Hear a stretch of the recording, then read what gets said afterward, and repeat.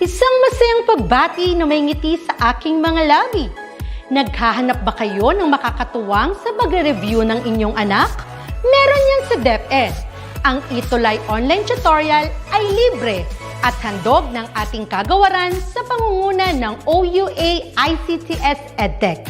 Ito ay isang proyektong makatutulong sa mga mag-aaral, katuwang ang mga magulang o kasama sa kani-kanilang tahanan para masagutan at maunawaan ang mga modules. Hangad din ng programang ETUlay ang matulungan ang ating mga guro sa kanilang mga blended learning classes. Ang ating ETUlay ay mula kinder hanggang senior high school.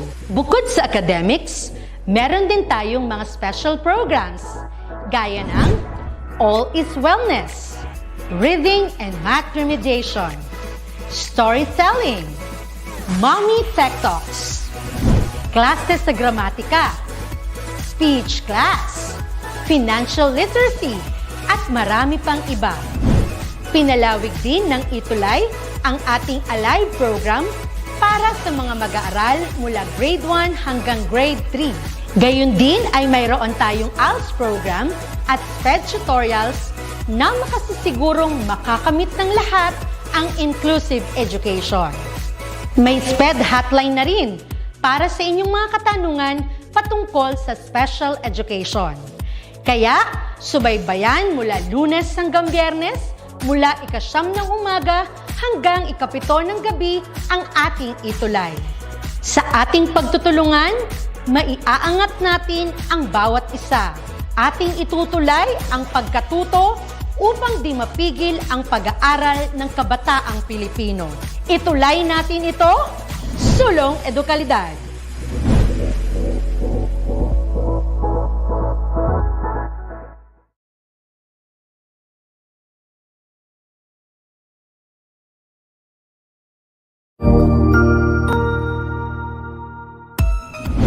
Mabuhay! Good day to all!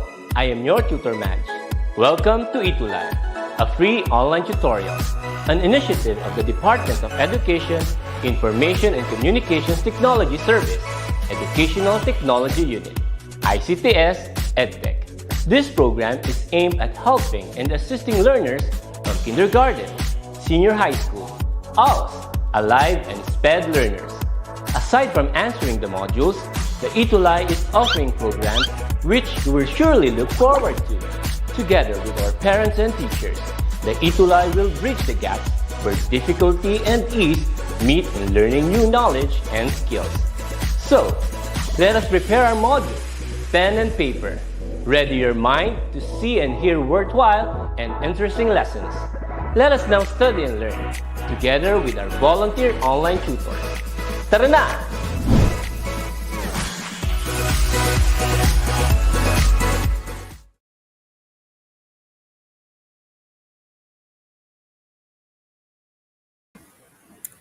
Hello!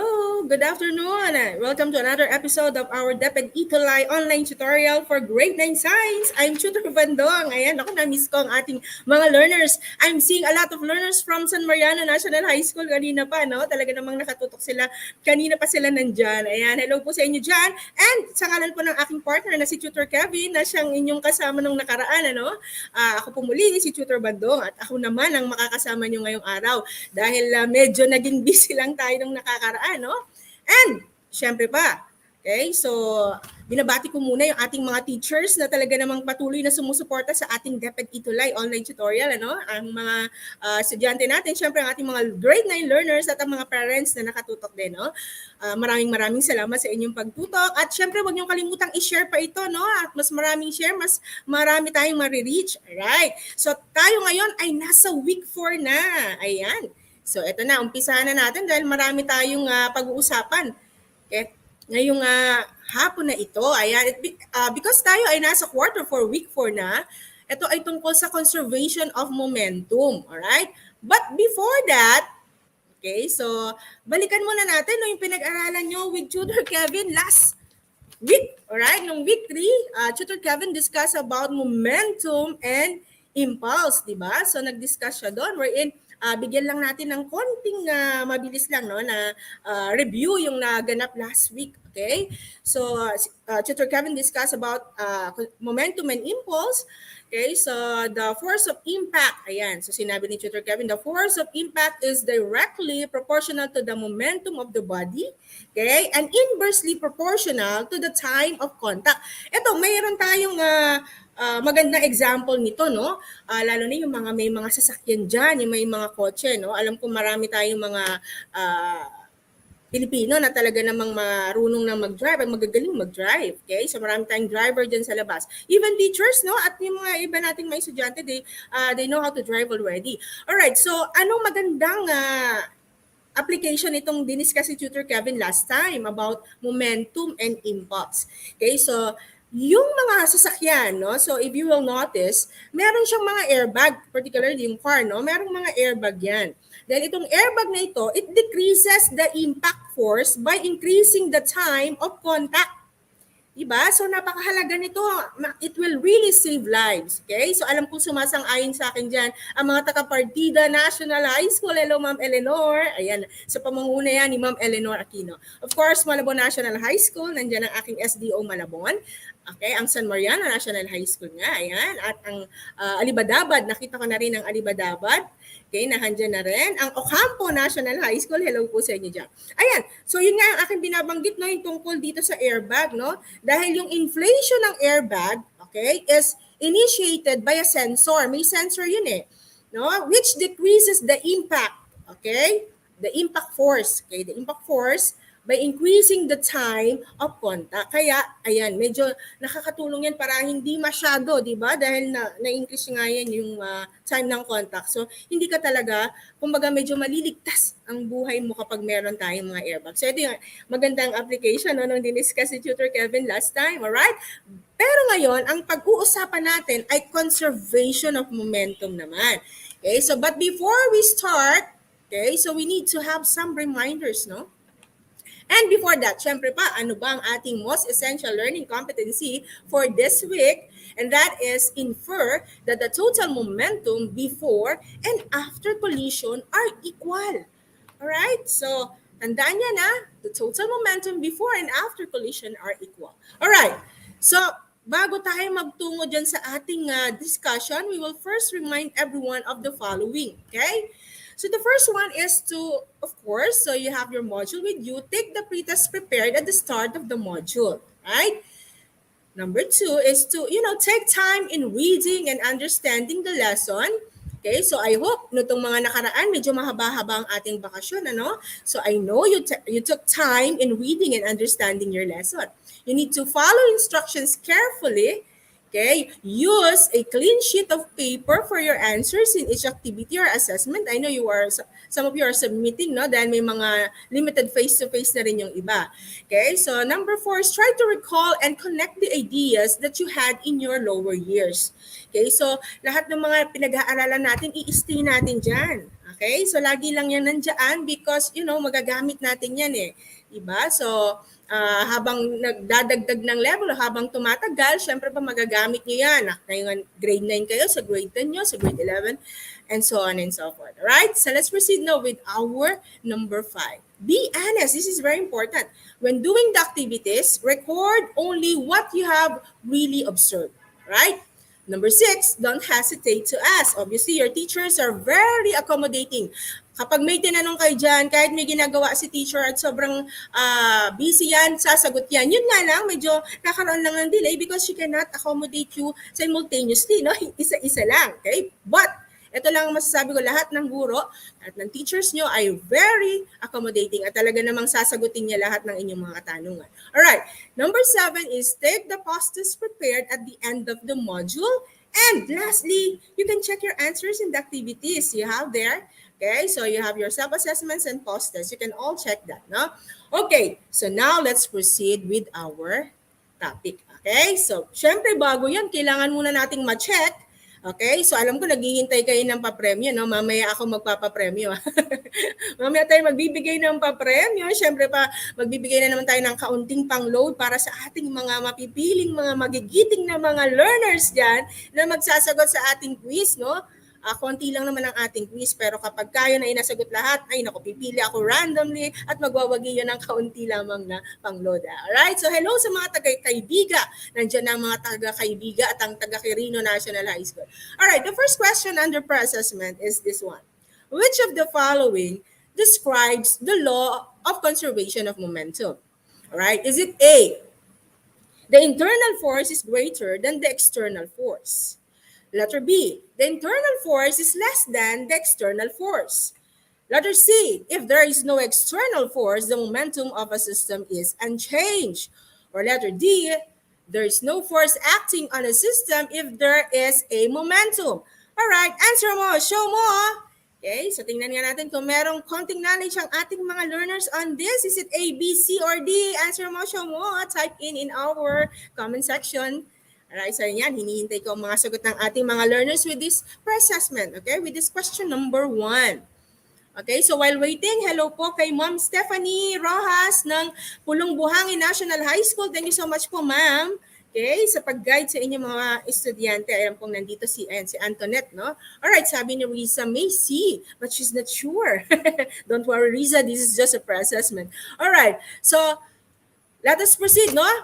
Alright, o diba, Riza, no? You are correct. If there is no external force, the momentum of a system is unchanged. That is the correct answer. Now, let's proceed with this next question. Which of the following describes the internal and external force of a system if it allows the law of conservation of momentum? A, internal and external force is equal. B, internal force is greater than external force. C, internal force is less than the external force. Or D, there's no internal and external force present. Alright, so tingnan natin kung kaya rin niyang sagutin. Si Risa, nasagot niya kanina, no? Let us try to analyze the question. Ayan, tingnan natin ang ating mga learners. Hello, Bernard, okay, from Ocampo National High School. Okay, so tingnan natin ang sagot ng ating mga learners. Medyo mabagal lang yung, I don't know if that is my internet connection or it has something to do with, your connection. I don't know. Okay, so pero nakikita ko na ang sagot ni RJ ngayon. Yes, according to RJ, it's letter B. But according to Angelica, it's letter C. So the correct answer to this one is letter A. Internal and external force is equal. All right. So let's proceed now with this next question. All right. Based on the law of conservation of momentum, no? So yung question yung medyo tricky, no? Parang paulit-ulit pero nakakalito, no? Which of the following describes the momentum of the objects moving in different directions if they collide? All right. Letter A, it is 0. B, it is equal. C, it is unequal. And letter D, it cannot determine or it cannot be determined. Okay, so what is the correct answer to this? Let me see. Ayan na, so sabi ni Leia. I don't know if Leia is answering the last question or it has something to do with this question na, no? According to Iris, it's letter B. All right, Ermeline is letter A, so they have different answers. So Angelica also is letter B. All right, so what is the correct answer to this? All right, it is equal. Alright, so mamaya ma-discuss natin yan, no? Lahat ng mga nakita niyo dyan sa pre-assessment. Alright, so now, ayan, alam kong ready na ang ating mga learners with our next question. Okay, so you are seeing an illustration there, alright, or a figure, okay? So what type of collision is present in the given picture? Is it A, elastic collision? Is it B, inelastic collision? Is it C, both elastic and inelastic collision, or is it letter D, cannot be determined? All right, so what is the correct answer to this? If you have, some advanced reading, alam ko medyo masasagot niyo ito. Tingnan natin, sabi ni Ma'am Maridet, it's letter B. Okay, sabi ni Ma'am Maridet, yan ha. Sabi ni Ma'am Ermeline, or ni Ermeline, letter B. Sabi ni Lisa May, D, all right? So what is the correct answer to this? All right? Siyempre, sabi ni Ma'am Ermeline, ito ay inelastic collision. Alright? So, mamaya i-discuss natin yung mga types of collision na yan. Ano? Okay? So, ayan ang ating pre-assessment for this afternoon. Thank you so much sa ating mga learners na nagsagot. Please don't forget to share. Share pa natin itong ating live session today. Okay? For grade 9 science. Konti na lang. No? We are now on week 4. Naku, ang bilis ng panahon. Okay, now, So let's proceed with our lesson talaga, no? So dito na tayo, tutungo na tayo, no? Sa law of conservation of momentum. Ayan. So I know nandyan pa ang ating mga learners, no? They are still watching us live. Okay, so what is the law of conservation of momentum? So ano ba talaga ito? So in a closed, so you are seeing on your screen, in a closed and isolated system, the total momentum of the objects before, okay, the total momentum of the objects before the collision, okay, is equal to the momentum of the objects after the collision. All right? So naku, medyo mabagal nga yung takbo ng ating mga comments, no, kasi nakakita pa ako ng answer. All right? So siguro dito yan sa live stream na, no? Kaya medyo late ang aking nakikita. Alright, hello Tiffany from Tala High School. Alright, so ayun nga, no, ang nakalagay dyan, according to this, no, so yung law of conservation of momentum natin in a closed and isolated system daw. Yung total momentum, okay, before, tsaka yung after the collision, ay equal. Alright? So, and also, no, ito pa, no, you will also learn this afternoon, no, yung different transformation, yung various activities, no, events, something like that. Okay? So, ayun nga. So, according to that, kung ganyan, no, kung ganyan yung law of conservation of momentum, definitely, external force, no, is required to make an object accelerate. Okay? But to change the momentum, listen carefully, no, change the momentum, an external force is required. All right? But no change in momentum if there's no external force. All right? No change in momentum if there's no external force. All right? So, to add to that and to, to a bit elaborate yung aking sinabi, no? So, remember, sa momentum, no, na-discuss ni Tutor Kevin yan, the P is equal to MB, right? So wherein the P is the momentum, and what is involved in momentum is the mass and the velocity. So let's say, for example, no, nga pala, okay, so before we proceed, no, meron tayong airplane parked in a hangar, and then a tricycle lang moving at 20 meter per second. So definitely, ang may greater momentum doon ay yung nagmo-move, no, kahit tricycle lang siya, yung sa airplane, di ba? So I know you can recall that, right? So now, going back to this law of conservation of momentum, if the mass value, okay, and the velocity value remains the same, the momentum will be constant. Okay? So, magbigay pa tayo ng example. Okay. Let's take a look at this example. So, I know you are very much familiar with the billiard game, di ba? Ito ay billiard. Sino kaya mga boys mahilig dito sa larong ito, no? So, they are very much familiar with this. So, let's say, for example, ayan, no, in billiards, the amount of force exerted by the cue ball, okay, causes the target to move with the same amount of force, but in opposite direction. Alright, so you will notice that, you will notice that. Okay, so yung cue ball causes the target to move, okay, with the same amount of force, but in opposite direction. Okay, and also, okay, sa billiard, no, when it hits another ball, will it gain or lose momentum? Definitely no, because momentum is conserved. Okay, so that's the point there, no, momentum is conserved. Alright. So mababanggit din, so i-recall din natin, no, we can also add to this yung Newton's third law of motion. Actually, we can also apply to that. Yung Newton's third law of motion, wherein for every action, there is an equal and yet opposite reaction. Diba? So natatandaan niyo yung ating Newton's third law of motion. So maaari niyo ring mai-apply yun dyan, ano? Okay, next one. Okay, so binanggit natin kanina yung system, no? Yung system na tinatawag natin is a group of objects that, okay, interact and affect each other. So we have the examples of the system that we're talking about, okay? So here in the conservation of momentum, no? So ano ba yung nakikita natin dyan sa ating screen? So we have there, okay, so yung bowling tsaka yung pin, okay? So meron kayong nakikita diyang bowling and yung pin, yung tawag dun sa pin. And also you are seeing 2 football players there. Okay? So yan yung tinatawag nating system wherein yan ay mga objects wherein they interact and they are affecting each other, right? Now, okay. So, let us try to analyze naman etong nasa kanang bahagi nyo naman na illustration or na figure, no? So, nag-i-skateboards. Are you familiar with skateboards? So, marami ng mga kabataan ang, gustong-gusto yan yung ganyang game, no? Yung skateboard, no? Alam ko yung mga taga San Mariano, I don't know kung lahat. Pero I know some of the people from San Mariano National High School, hello sa inyo dyan, from SDO Isabela, ay baka nag-i-skateboard dahil maganda yung ambience dun sa kanila, no?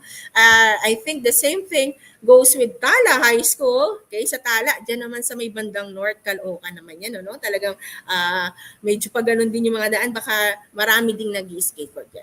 Okay, so take a look at the illustration. So, 2 children on skateboards are initially at rest.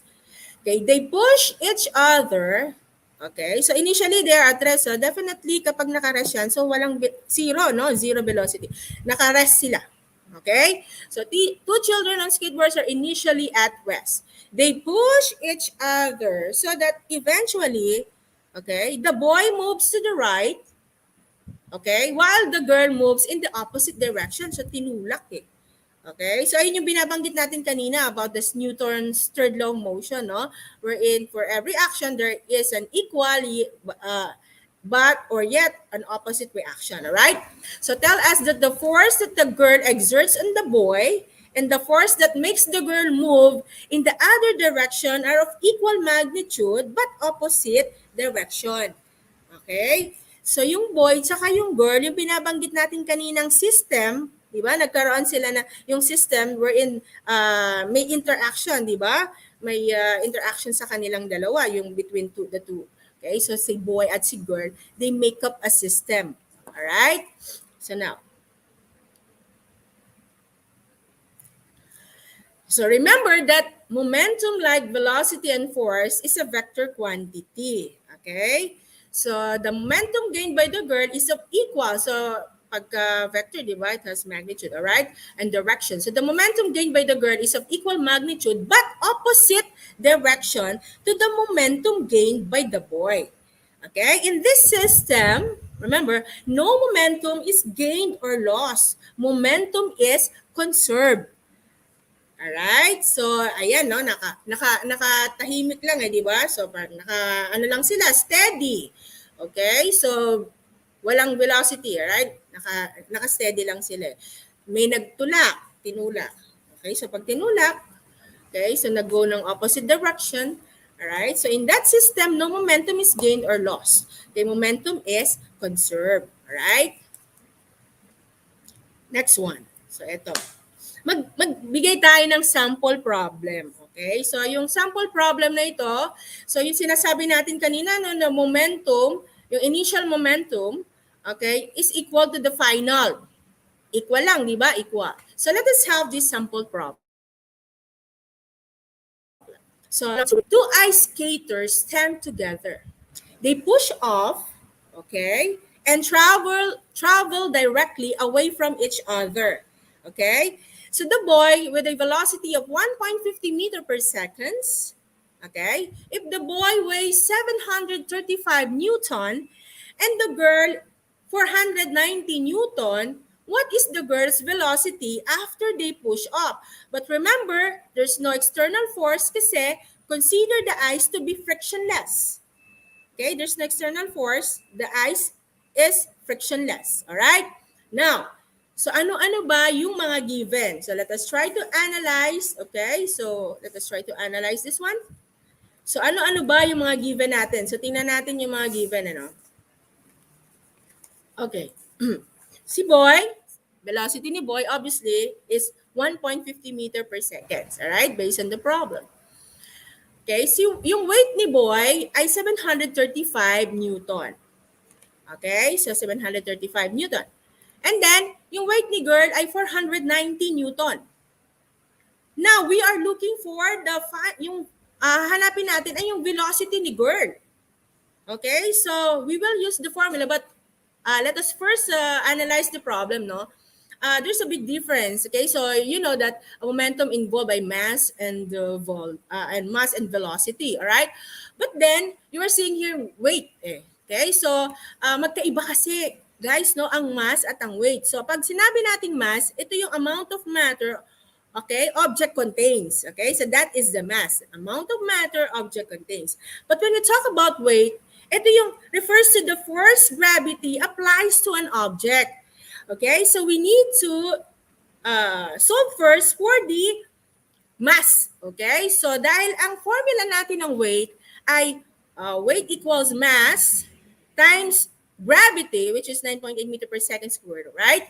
So, natatandaan niyo pa ba yung triangle? Okay, so pag ginamit natin yan, di ba, usually tinatakip-takip pa natin yan, no? So kung ang formula ng weight is equals to mass times gravity. So if we will be looking for mass, so definitely ang formula natin ng mass ay weight divide gravity. Okay? So let us try to analyze this one. All right? So ito yung sinasabi ko, no? If the formula is for weight is equals to mass times gravity, thus, okay, we will use the triangle, okay, or we will analyze this one. So mass equals weight divide gravity. Okay, so ayan yung ating hinahanap, di ba, mass? So we need to convert this weight into mass. Okay, so let us try to use this formula. Okay, apply the formula. We have the, okay, so tingnan natin. So mass ni boy, okay, equals, alright, so yung weight na binigay, which is 735 Newton, okay, so we will divide that by 9.8 meter per second squared, and that is equivalent to 75 kilogram. Alright? And then, yung mass ni girl, weight ni girl, okay, divide, syempre, no, sa gravity, di ba? So, 490 Newton, divide natin yan sa 9.8 meter per second squared. So, we will come up with 50 kilogram. So, now why are you looking at, so, by looking at that, no? So, you will notice, so, ma'am, but kilogram? Because, you know, we are looking for mass and that is kilogram. And definitely, yung single Newton kasi, single Newton, no, represent the amount of force needed to move 1 kilogram, 1 meter. Okay? So, that's why it's in kilogram. Ayan, ha? So, remember that, ha? Yung Newton, okay, single Newton represents the amount of force needed to move 1 kilogram, 1 meter. Alright? Okay, so klaro tayo dyan, ha?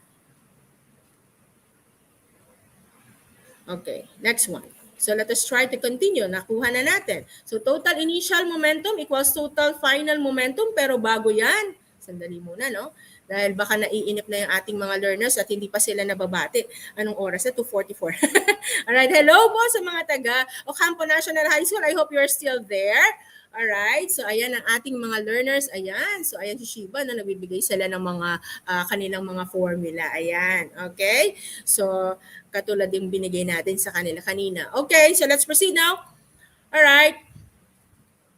So, ayan na nga yung momentum ni girl, ni boy at ni girl. Okay? So, ito na yun, no? Yung 55. So, bakit negative? May nakikita kayong negative, no? It's because yung negative sign na yan has something to do with the direction. Remember, they are moving on the opposite direction. Alright? So, yung negative yung isa. Alright. So, negative 75 kilogram times 150.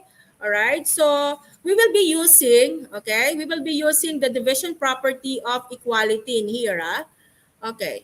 So, yung binabanggit natin kanina, ayan. So, balik muna natin. Okay, so yung 75 kilogram times 150 meter per seconds, alright? So, ang sagot natin dyan ay negative 112.5 kilogram meter per seconds. And of course, kay girl, we have 50 kilograms, alright? Now, we are looking for the velocity of the girl. Now, so let us try to use the division property of equality. Right? By, syempre, ang dali lang no, by dividing it by 50 kilogram, right?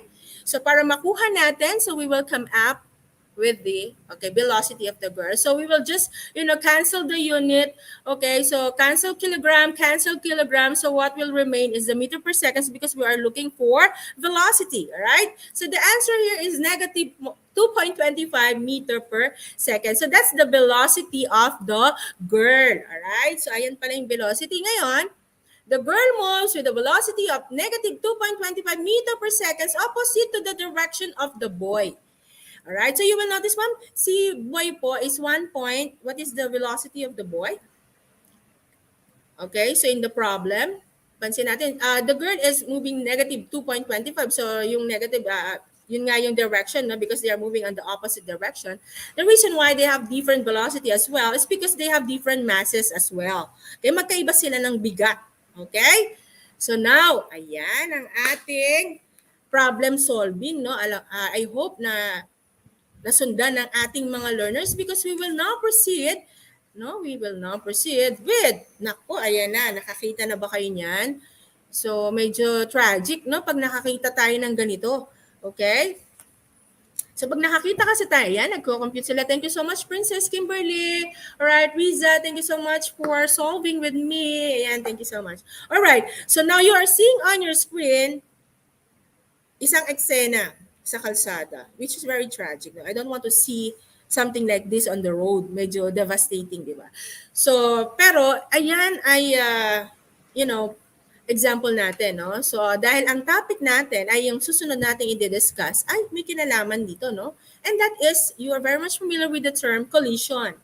Okay? So, ano ba ang collision? So, ito yung encounter between two objects resulting in an exchange of impulse and momentum because the time of impact is usually small. Okay? The impulse provided by external forces like friction during this time is negligible. If we take the colliding bodies as one system, the momentum of the system is therefore approximately conserved. All right? The total momentum of the system before the collision is equal, okay? Take note of this. The total momentum of the system before the collision is equal to the total momentum of the system after the collision. All right? Now, so to express that, so we have total momentum before collision is equal to total momentum after collision. Okay. Collisions are categorized according to whether the total kinetic energy of the system changes. Okay? So kinetic energy may be lost during collisions when, first one, it is converted to heat or other forms like binding energy, sound, light, if there's a spark, etc. Right? Number two, it is spent in producing deformation or damage such as when two cars collide. Okay? So I repeat that. The total kinetic energy of the system changes. Kinetic energy may be lost during collision, okay, when it is converted to heat, or the other one, it is spent producing deformation or damage, such as when two cars collide, all right? Always remember that. Okay, now, the first collision is what we call elastic collision. So what is this kind of collision? Now, I have here a figure. All right, take a look at the figure. No? Tingnan niyo maigi. So, but before that, let us first discuss what is elastic collision. Ano ba ito? Elastic collision, one in which the total kinetic energy of the system does not change. Okay? The total kinetic energy of the system does not change and colliding object bounce off after collision. They bounce off. Okay? Naghiwalay sila. Alright? So that is what we call elastic collision. So let us try to analyze the figure that you are seeing on your screen. Okay? So, pero bago natin yan i-analyze, ayan, good afternoon din sa iyo, Mary Faye Labog from Banquero Integrated School. Hello. Ayan, and of course, si Vina Garing Navarro. Hello, Madrid Johnson from Ramon National High School. Alright, so let us try to analyze yung una munang yung nasa taas, no? Ano ba yung nasa taas? Okay. So yung una, yung nasa top, no? Moving object collides with a stationary object. Alright? So moving object collides with a stationary object. So take a look at the example there. Take a look at the figure, no? So you are seeing there, okay, yung moving object ay kumulide sa isang nakahintong object. Alright? So that is our first figure. The next one is yung middle, two moving objects collide head-on. Okay? Pero after na magsalpukan ganon, still, naghiwalay pa din, no? Okay? So, naghiwalay pa rin, ha? Next one, yung nasa bottom naman, nasa ilalim na figure that you are seeing, yung bola pa rin dyan, two objects moving in the same direction. They're moving in the same direction, but they collide. Okay, still, after they collide, ayan. Okay, so naghiwalay pa rin sila. So you will notice on the first one, on the top, yung nasa unahan, or nasa taas, yung object, binunggo ng may isang object binunggo yung stationary or nakahinto lang but they separate, okay? The second one in the middle, dalawang objects na nagkabunggong ganyan, okay? Nagbungguan silang ganyan, okay? Pero hiwalay. The last one, two objects moving the same direction, collide, okay? So, nag-collide ganyan pero naghiwalay pa din sila. Right? So, moving sila ng same direction but they collide but then naghiwalay pa din. So, that is an example of elastic collision. One in which the total kinetic energy of the system does not change and colliding objects bounce off. Right? Bounce off after collision. Now, ano naman tong isa? What is inelastic collision? Okay.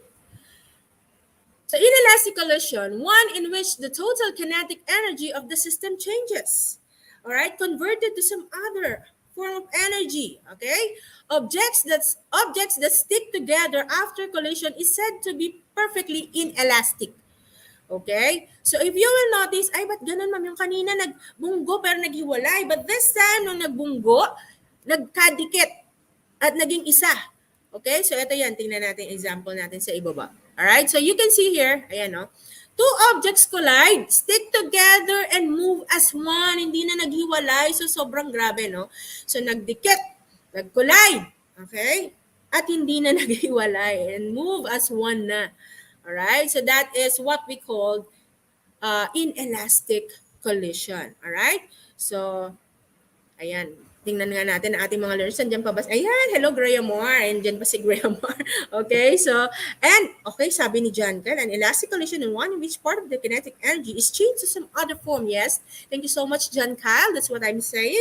Okay, so, thank you so much for your input. Ayan, so natutuwa ako kasi nag-i-interact ang ating mga learners. Talaga namang nakakataba ng puso, no? If they are really following you and, they are trying to type in yung kanilang mga nasa isip na talaga namang nakakatulong sa atin. Thank you so much. Okay? At alam kong kayo ay nandyan lang talaga para matuto.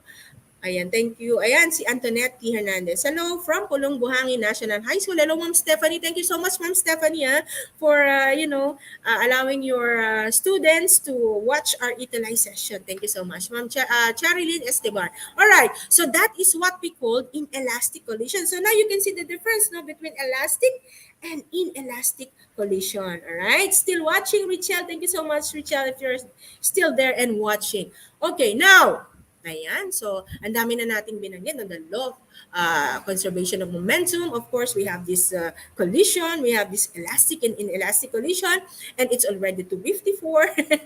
All right, so meron na tayong tanong. Ayan, ako, ma'am, ang bilis naman, bumubungad na sa akin ng tanong. Bakit naman? Okay, dahil mamimigay tayo ng papremyo, no? At meron pa nga akong bibigyan ng mga certificate. Tutor Kevin, I know you are listening to me. Ayan, Tutor Kevin, meron tayong mga bibigyan na certificate. Okay, so meron nang hihingi ng ating certificate, yung mga nabigyan natin. So meron pa tayong mga ilan na hindi pa nabibigyan. Don't worry, inaayos namin yan ng Tutor Kevin. Alright? At talaga namang itong pagtatapos ng ETUlay, naku, madami tayong mabibigyan ng certificate dahil sa sobrang dami na nakatutok sa atin palagi. No? Okay, now you are seeing on your screen. Ayan na. Meron ng katanungan, di ba? I'm telling you, bibigyan ko talaga ng kaunting pangload, pipili tayo randomly. Kung masasagot, yung mga tanong, tatlo lang to. Tatlong questions lang. Pag nasagot lahat ito, medyo, kasi pag kailangan ina-analyze mo, medyo confusing yung question. Pero if you will try to analyze and you've listened to me, okay, masasagot mo ito. Okay, tingnan natin. Which of the following describe a system in a situation when there is a conservation of momentum? A, it refers to the interacting objects. B, it refers to the forces present in an object. C, it refers to the friction when the object is moving. Confusing, no? D, it refers to the gravitational forces of the moving object. But if you are listening to me a while ago and I keep on mentioning about this thing, I know you can answer this correctly. Which of the following best describe a system in a situation? Okay, yung tanong ko nakakalito din yung tanong ko. Which of the following describe a system in a situation when there is a conservation of momentum? All right. Parang wala pa ako nakikita Parang lahat sila na-confuse. All right. Most of our learners answered letter B. At ang nakita nila dyan ay yung forces present in the object. But remember, when there is a conservation of momentum, uy, naku, may nakita yata akong tamang sagot na. Okay. So, ano ba ang tamang sagot on this? Yes, it refers to the interacting objects. Remember, I keep on mentioning about this one a while ago. And I even mentioned about the Newton's third law of motion with regards to this, no? So the correct answer is letter A, si Betcha Maria. Nakita ko, no? Na tama ang sagot. Alright, let's proceed with question number 2. Don't worry, dahil yung randomly, no? Hindi ako pipili na ng perfect score. Randomly, yung mga nagsagot sa ating quiz, yun ang bibigyan natin ng 100. Laki, no? Na pang-load dyan, kaunti lang yan, no? Pero I know it will help you, learners, okay? So, ayan, tingnan natin itong question number 2. Or pangalawa na to. Which of the following is a characteristic of elastic collision? Both conservation of momentum and conservation of kinetic energy are observed. Okay? B, a collision where the colliding objects are distorted and heat is generated. C, the energy changes into other energies such as sound energy or thermal energy. D, a collision in which kinetic energy is not conserved due to the action of internal friction. Naku, ayan na naman. Medyo, ayan, naku ma'am, naku-confuse na naman sa iyong katanungan.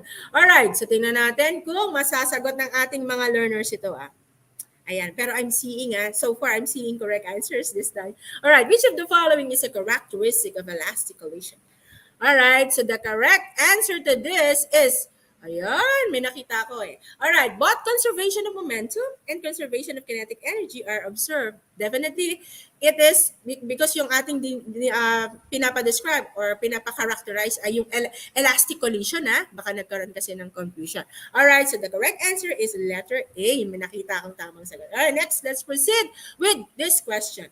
Which of the following is a characteristic of inelastic collision?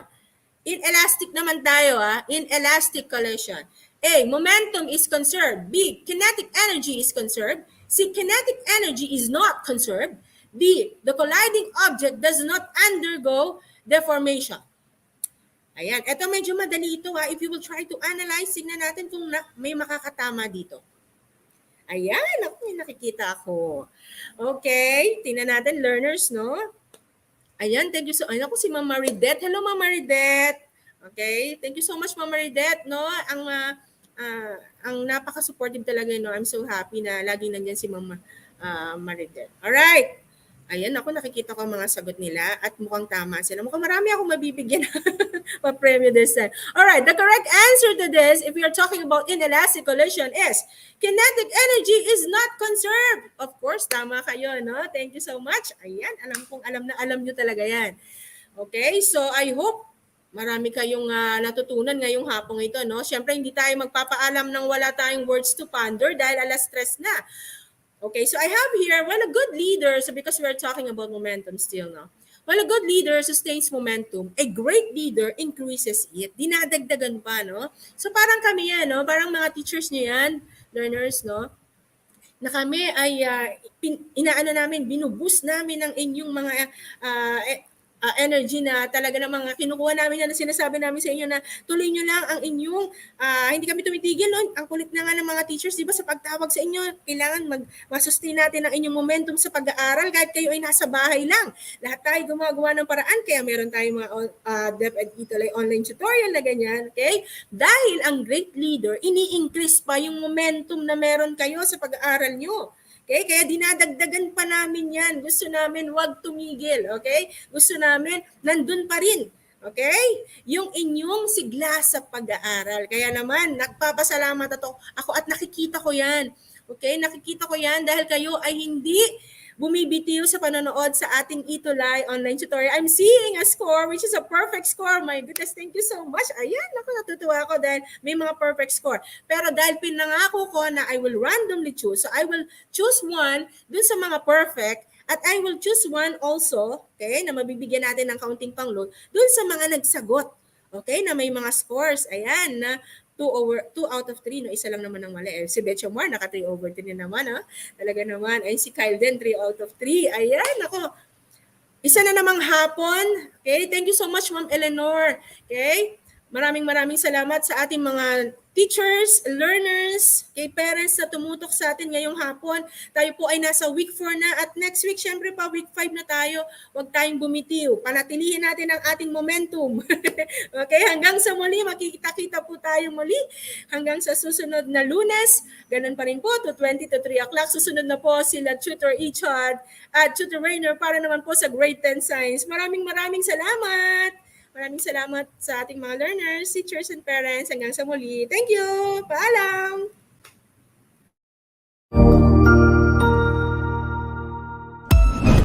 Ang husay naman!